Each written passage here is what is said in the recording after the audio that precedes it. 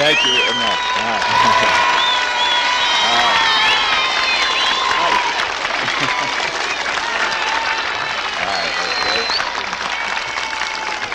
Well, thank you very much. Mrs. Nixon and I are really delighted to be here in the Tri-City area and get such a wonderfully warm welcome. As we came in the helicopter, we saw all of the cars parked for miles around, and I just wondered if anybody was home.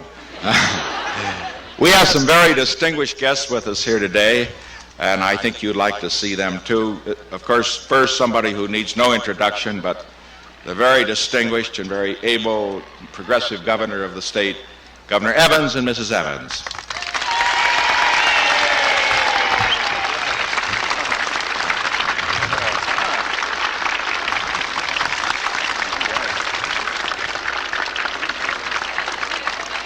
There is quite a crowd.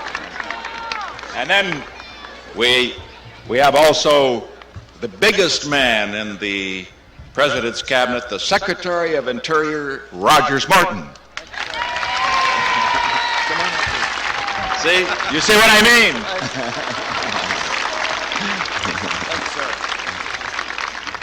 My football coach, Chief Newman, used to say he's big enough to go hunt bear with a switch. And we also have the chairman of the Atomic Energy Commission, the new chairman, who succeeded Dr. Seaborg, Dr. James Schlesinger.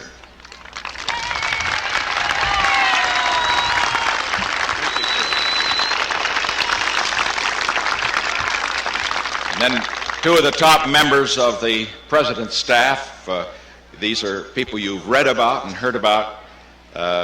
First, Mr. John Ehrlichman, who comes from the state of Washington, from Seattle, and who heads up the Domestic Council. John Ehrlichman.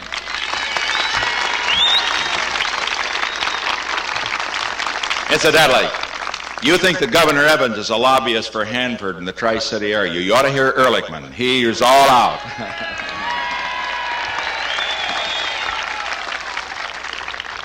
And then another man that I'm sure you've heard about who's enormously interested in this matter. I understand, incidentally, Dan Evans told me that it was once said that more PhDs lived in this area than any area of the United States. That was at least the case a few years ago, and probably there's still as many per square acre or mile as the case may be.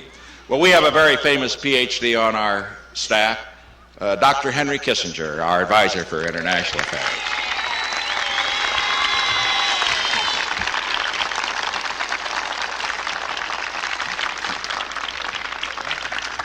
And now, I would like to speak to you just briefly. Our schedule is, you know, is quite tight because we're going on from here to Anchorage for a meeting with the Emperor of Japan, the first time that an Emperor of Japan and the President of the United States have ever met. I would like to speak to you because coming to this part of the state, coming to this area that has contributed so much to the defense of the United States and can contribute so much to the peacetime growth of the United States, I particularly want to express appreciation for what the people of this area have done in the past and give you just an idea of what I think you can look forward to in the future. First, with regard to where we are now, I mentioned the visit with the Emperor of Japan.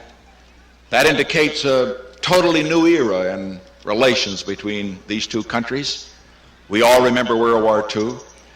I see so many young people here, and I think of the fact that over half the people in the world were born after World War II, which is an indication of the fact that that war is over, and that now the people who were then enemies can and must be friends. And so Japan and the United States will be friends. We will never be enemies again.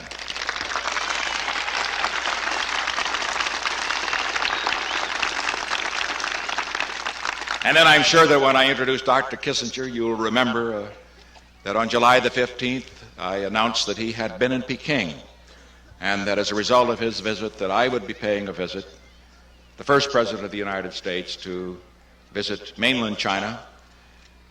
This meeting will take place at a later time. It is a meeting that has been widely speculated about, and I just say this word about what it means, particularly to the young people that are here, because it means really far more to you than it does to our generation.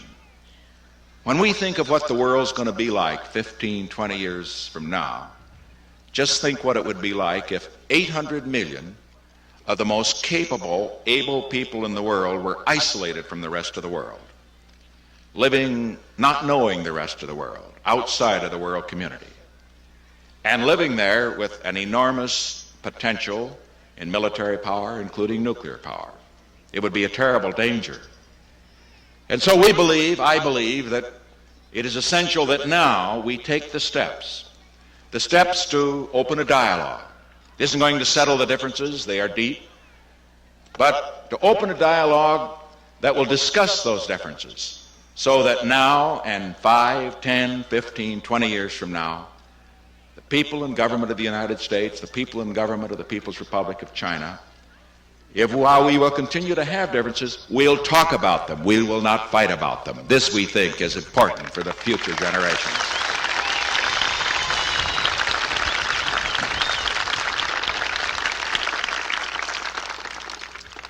Now a word about this area.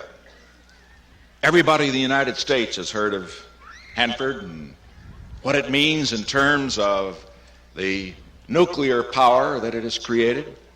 Everybody knows that it is still important in terms of nuclear weaponry, which is essential as an instrument for keeping the peace in the world, as a deterrent to war, as a deterrent to those who might start war. But today, we must think not only in that respect, but we must think far beyond of what that nuclear power can do in terms of peace. And let me say something that I know will be understood here, but which too often is not understood in many parts of our country. Many people in this country, because nuclear power is so destructive, are afraid of it. What we have to understand is that when you have such enormous power, let's use it for peace. Let's find a way to use it. And that, of course, is the future as far as this area is concerned. Don't be afraid of it. Build it for peace.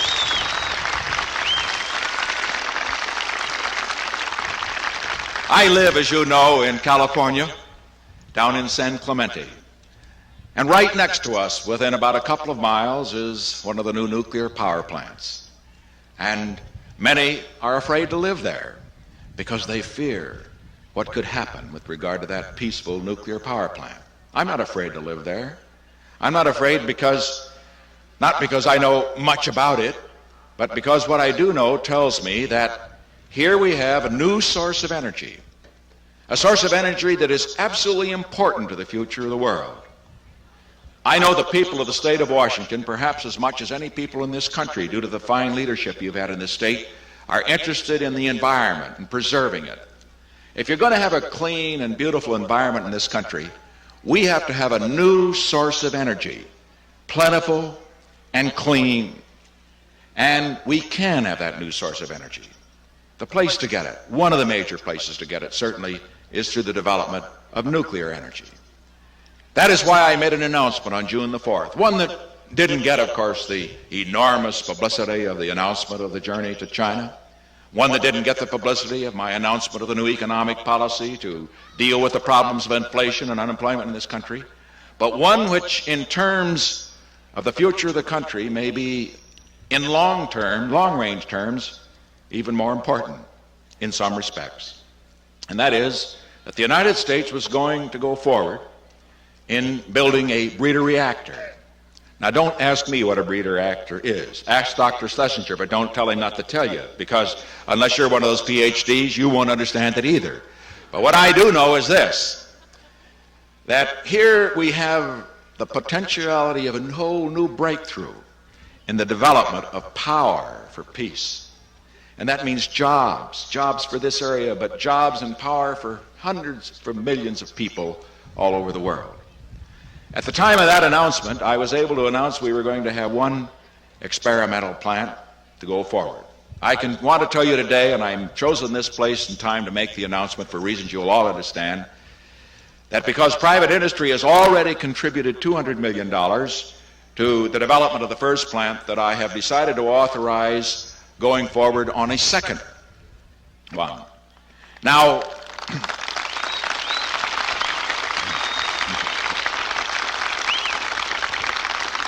We are not yet ready to drop the other shoe and to say where they're going to be, except this. This area that has so much talent in terms of brains, that has so much resources in terms of experience, has a role to play in the future in the development of our power. I'll just say that, and we hope that you will be able to play it.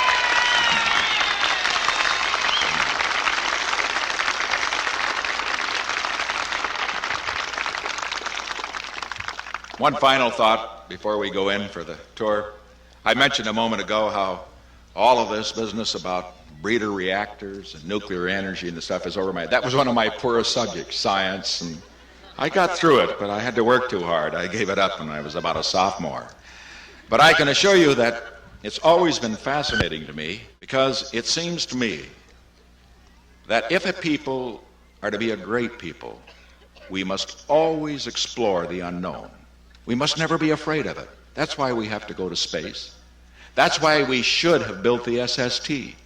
That is why, as far as this particular matter is concerned in the terms of nuclear power, we must not be afraid. We must explore it. We can't be sure what it's going to produce. But on the other hand, we know that by exploring the unknown, we're going to grow, we're going to progress, and progress in a way that will be good for all Americans and for other people in the world. There's a wonderful story about Benjamin Franklin that illustrates my point on that score. A balloon was sent aloft. The first time that Americans at that time had seen a balloon. And somebody asked Franklin, of what possible use is that thing? And his answer was, of what possible use is a newborn babe? And so that's what we have here. We have here the possibilities of new breakthroughs. The fact that you live in this area, and that whether you work here in this installation, whether you're associated with it, it seems to me this is one of the most exciting places to live, one of the most exciting times to be alive in the history of man, because you're opening the great vistas of the unknown. And as a result of exploring them and opening them, it's going to mean a better life for our people, and a better life, and we hope a peaceful life with peaceful production for all the people of the world. Thank you very much.